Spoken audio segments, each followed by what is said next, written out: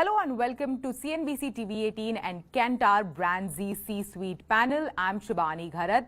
The panel is themed Building Valuable Brands in VUCA 2.0 World. As we contemplate what post-pandemic world might look like, in certain areas it is clear that volatility, uncertainty, complexity and ambiguity is going to be vast. So how do businesses create winning strategies and valuable brands during these complex times? To tell us more today on the panel, we have Sujit Ganguly, Head Brands and Communication, ICICI Bank, Sukleen Aneja, CEO, FMCG and Beauty Brands, The Good Glam Group. We have Kumar Gaurav Singh, Vice President, Marketing, Whirlpool, India, Dipinder Rana, Executive MD, South Asia, Insights Division, Kantar, Tim Kelsall, Chief Operating Officer, Global Client Practice and Chief Client Officer, APAC, Kantar. And then we have Siddharth Shakdar, EVP, Disney Plus Hotstar. All of you, welcome to this panel. Thank you. Thank you. Rana, let's begin this conversation with you. VUCA is a term that we have been hearing for such a long time, and now we are speaking about VUCA 2.0. So what has really changed from the first time we heard the term VUCA to this VUCA 2.0, and how is the complexity of this particular, the times that we live in different from then, and what could be the learnings from there? Right. I mean, so that VUCA was primarily driven by digital transformation, which I think has continued and accelerated. But in some ways, businesses are getting and consumers are getting to terms with it, right? So there's kind of less uncertainty there. But then you have added elements of uncertainty, which is, nobody saw the pandemic coming. I think Bill Gates did, but nobody else did. Nobody saw the war coming. Yeah, nobody saw the war coming, and then inflation, which I think Indians are used to inflation. There have been periodic bouts of inflation in India in the past. But for much of the Western world, it's a completely new phenomenon. So lots of headwinds, and I think as marketers, as brand builders, just more variables to deal with. Okay. Over to you, Sukleen. What are the biggest challenges and opportunities, in this VUCA 2.0? I think I'll break the answer into two parts. First, I'd speak of the biggest opportunity that lies ahead. The opportunity is in forging partnerships, collaborations and creating an ecosystem that can allow you to ensure that your business survives. And I think perhaps our greatest challenge is the fact that there's so many new issues that you're confronted with, which are absolutely new, not for yourself, but for the world. So how do you stay agile and nimble-footed in solving for it? And also be comfortable in the fact that you may not have all the answers. The biggest opportunity that perhaps lies is in the kind of ecosystems and partnerships that today businesses need to create and collaborate with. Because one of the things which I think all businesses have relied on is that there is, number one, an extreme merit in having internal sourcing and dependence of suppliers, of continuity within your country.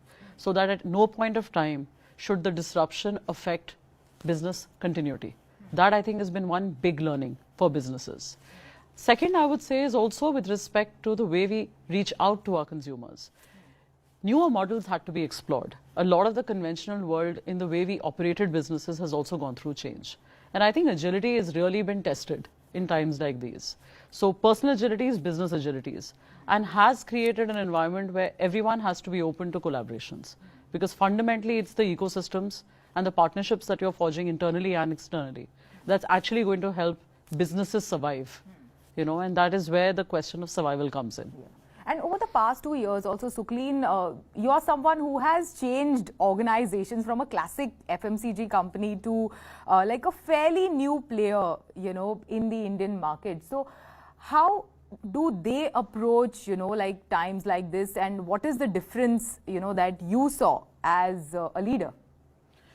I think generally if you look at the environment in which you operate in large companies, you're very insulated to a large level, right? Because the organizations are extremely strong. There is a lot of stability that exists in companies which have been built with over a 100-year heritage, right? Younger companies are a lot more nimble. And I think the biggest change that you see in environments like these is how important is survival, how important is agility. And you're not as insulated because you are actually absolutely out there, right? And you experience business like you would if you really started afresh. It's truly the founder's mentality that gets tested Sujit, what about you? How has, marketing a bank shifted or changed from the pre-pandemic world to now? Because, over the past 2 years, also the interest in everything, money matters, has also increased. Like everyone is really tuned in, everyone is really interested where to put in the money, where to stay invested, and all of these things have really shifted in the past 2 years. A lot, right. So two things that we have seen or we have done post the pandemic. A is that the convenience of digital. We were anyway a digital first bank, but we have upped the ante significantly post the pandemic, and we have seen the rewards because customers are saying that I should be able to do or get my service wherever I am, irrespective of the location. And what we have seen is that when we have launched new services and new products on the digital, the uptake has been very high across geographies, across town classes, across types of customers. So that is something, I mean, anyway, we were on the digital curve as a country, we were going up, but I think it's got severely accelerated post the pandemic. That's one. Second thing that we have done for us, which has worked very well, is that what we have said is if we meet a customer, and as a bank, we can service a lot of needs for the customer. What we have said is this concept of 360-degree banking. If you meet any person from the bank, that person, he or she, will provide you all the services. It's a one-point contact. That is working beautifully for us as a bank because you don't need to go and meet different people across the bank. I think that's striking a chord because people are saying that time is precious. Don't make me go and meet different people. One person should take care of all my needs. It could be very diverse, from an account to a loan to a card to a business need or whatever. So those are things that have really worked for us in the last 2 years. And Kumar, over to you. How, let's say, how have the priorities for an organization or a brand shifted, during these complex, turbulent times? And I think that's a large part of the mental model that goes into thinking about how we redesign products and how we redesign our brand experience in a language that is relevant for today because there are so many more players out there who can reinvent themselves at the drop of a hat.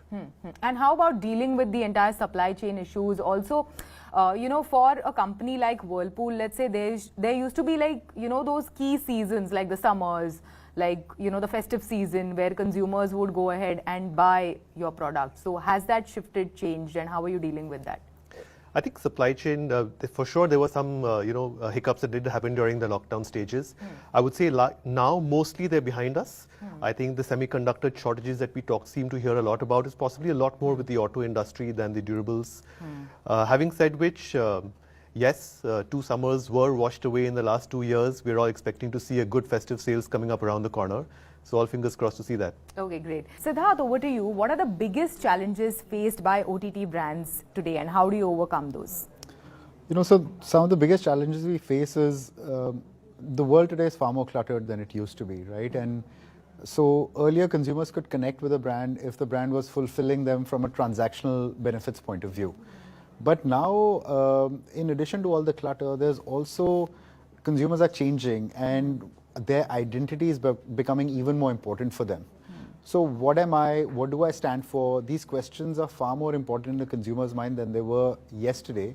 And if you've got to break out through the clutter, entertainment is a person's window to the world. It's their idea of exploring their identity. Also comes through entertainment. Yeah, and how do you do that? Because entertainment could be vast. Like if, I have a Hotstar, on my TV and on my phone. Thank you.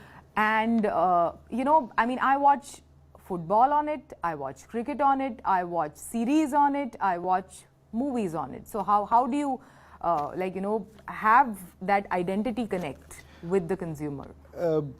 That's a really good question. Actually, a very tough one to answer. But I think 2 or 3 things that one could do to understand this, right?